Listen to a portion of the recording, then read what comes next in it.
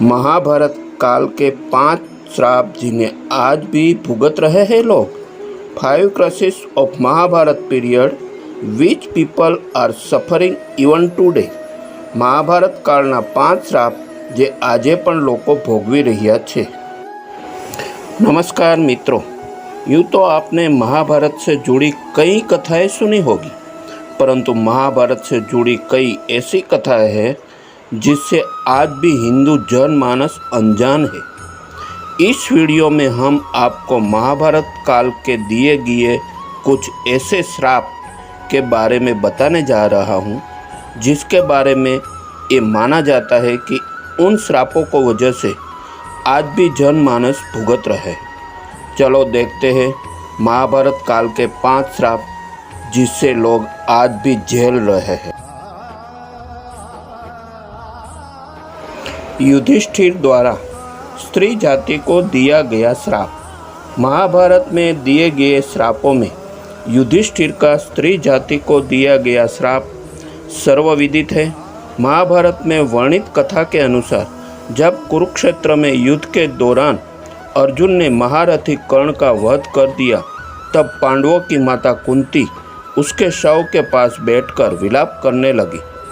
यह देखकर पांडवों को बड़ा आश्चर्य हुआ कि आखिर ऐसी क्या बात है जो हमारी माता हमारे शत्रु के शव पर अपना आंसू बहा रही है। तब ज्येष्ठ पांडव युधिष्ठिर अपनी माता कुंती के पास गए और उन्होंने देवी कुंती से पूछा, माता क्या बात है जो आप हमारे सबसे बड़े शत्रु कर्ण के शव पर विलाप कर रही है। तब देवी कुंती ने बताया कि पुत्रों, जिससे तुम अपना सबसे बड़ा शत्रु समझते रहे, वास्तव में वो तुम सभी का बड़ा भाई था। कर्ण राधे ही नहीं बल्कि कांते ही था। अपनी माता के मुख से ऐसी बात सुनकर पांचों पांडव दुखी हो गए। फिर कुछ क्षण रुककर युधिष्ठिर अपनी माता कुंती से बोला, हे माते, ये बात तो आप सदा ही से जानती रही होगी। अंगराज कर्ण मेरे बड़े भाई थे, तब अपने हम लोगों को यह बात बताई क्यों नहीं? इन दिनों तक वे बात आप छुपा कर क्यों रखी? आपके एक मौन ने हम सभी को अपने ही भाई का हत्यारा बना दिया। इसलिए मैं आज इस धर्म क्षेत्र कुरुक्षेत्र में सभी दिशाओं, आकाश और धरती को साक्षी मानकर सभी स्त्री जातियों को श्राप देता हूँ कि आज के बाद कोई भी स्त्री अपने अंदर कोई भी रहस्य नहीं छुपा पाएगी। श्रृंगी ऋषि का परीक्षित को श्राप। कथा के अनुसार 36 साल हस्तिनापुर पर राज करने के पश्चात जब पांचों पांडव द्रौपदी सहित स्वर्लोक की ओर प्रस्थान करने हुए तो उन्होंने अपना सारा राज्य अभिमन्यु के पुत्र परीक्षित के हाथ में सौंप दिया। ऐसा माना जाता है कि राजा परीक्षित के शासनकाल में भी हस्तिनापुर की सारी प्रजा युधिष्ठिर के शासनकाल की तरह ही सुखी थी, परंतु कहते हैं न कि होनी को कौन टाल सकता है। एक दिन राजा परीक्षित रोज की तरह ही वन में आखेट खेलने को गए, तभी उन्होंने वहाँ समीक नाम के एक ऋषि दिखाई दिए। वे अपनी तपस्या में लीन थे और मौन व्रत धारण कर रखा था, परंतु ये बात राजा परीक्षित को मालूम नहीं था। इसलिए राजा परीक्षित ने कई बार ऋषि समीक को आवाज़ लगाई, लेकिन उन्होंने अपना मौन धारण रखा। यह देखकर राजा परीक्षित के क्रोध आ गया और उन्होंने क्रोध में आकर ऋषि के गले में एक मरा हुआ सांप डाल दिया।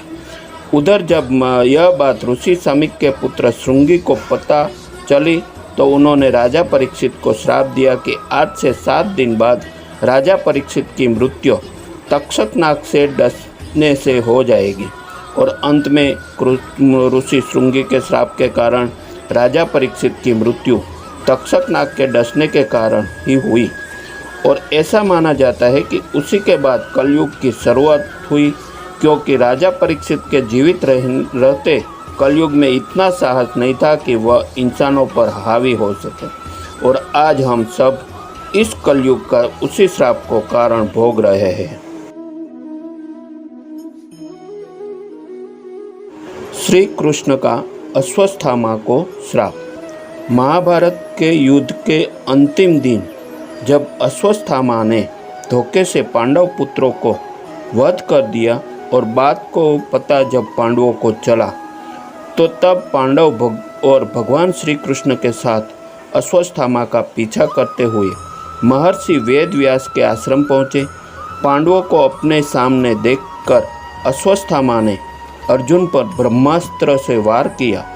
यह देखकर श्री कृष्ण ने अर्जुन को ब्रह्मास्त्र चलाने का कहा, जिसके बाद अर्जुन ने भी अश्वत्थामा पर ब्रह्मास्त्र छोड़ दिया, परंतु महर्षि वेदव्यास ने बीच में ही दोनों अस्त्रों को टकराने से रोक लिया और अश्वत्थामा एवं अर्जुन से कहा, क्या तुम लोगों ये नहीं जानते कि ब्रह्मास्त्र के आपस में टकराने से समस्त सृष्टि का नाश हो जाएगा, इसलिए तुम दोनों अपने अपने ब्रह्मास्त्र वापस ले लो। तब अर्जुन ने अपना ब्रह्मास्त्र वापस ले लिया, लेकिन अश्वत्थामा ने महर्षि से कहा कि महर्षि, मेरे पिताजी ने इस वापस लेने की विद्या नहीं सिखाई, इसलिए मैं ये वापस नहीं ले सकता। और इसके बाद उसने ब्रह्मास्त्र की दिशा बदलकर अभिमन्यु के पुत्री उत्तरा के गर्भ की ओर कर दी। यह देख भगवान श्री कृष्ण ने अश्वत्थामा को श्राप दिया कि तुम 3000 वर्ष तक इस पृथ्वी पर भटकते रहेंगे और किसी भी जगह किसी पुरुष के साथ तुम्हारी बातचीत नहीं हो सकेगी।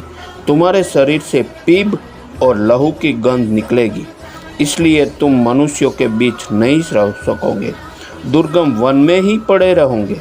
और इसी कारण आज भी ये माना जाता है कि अश्वत्थामा अभी भी जीवित है। मांडव्य ऋषि का यमराजा को श्राप। महाभारत में मांडव्य ऋषि का वर्णन आता है। एक बार राजा ने भूलवश न्याय में चूक कर दी और अपने सैनिकों को मांडव्य ऋषि को सूली में चढ़ाने का आदेश दे दिया, परंतु जब बहुत लंबे समय तक भी सूली में लटकने के पर भी ऋषि के प्राण नहीं गए तो राजा को अपनी भूल का एहसास हुआ तथा उन्होंने ऋषि मांडव्य को सूली से उतरवाया तथा अपनी गलती के लिए माफ़ी मांगा। इसके बाद ऋषि मांडव्य यमराजा से मिलने गए तथा उनसे पूछा कि किस कारण मुझे झूठे आरोप में से सज़ा मिली। तब यमराजा ऋषि से बोले, अब जब आप 12 वर्ष के थे तो आपने एक छोटे से कीड़े को पूंछ में छींक चुभाई थी, जिस कारण आपको यह सज़ा भुगतनी पड़ी। यह सुनकर ऋषि को क्रोध आ गया और उन्होंने यमराजा से कहा कि किसी को भी 12 वर्ष के उम्र में इस बात का ज्ञान नहीं रहता है कि धर्म और अधर्म क्या है, क्योंकि तुमने एक छोटा अपराध के लिए मुझे बहुत बड़ा दंड दिया। अंत में तुम्हें श्राप देता हूँ कि तुम शूद्र योनि में दासी के पुत्र के रूप में जन्म लोगे। मांडव्य ऋषि के इस श्राप के कारण यमराजा को विदुर के रूप में जन्म लेना पड़ा। अप्सरा उर्वशी का अर्जुन को श्राप। एक कथा उस समय की है जब 13 साल के वनवास के दौरान एक बार अर्जुन दिव्यास्त्र की खोज में स्वर्ग लोक गए। वहाँ उर्वशी नाम की एक अप्सरा उनके रूप एवं सौंदर्य देखकर उन पर मोहित हो गई। फिर एक दिन उर्वशी ने अर्जुन को विवाह करने का कहा। तब अर्जुन ने उसने कहा कि मैं आपको माता के समान मानता हूँ, इसलिए मैं आपसे विवाह नहीं कर सकता।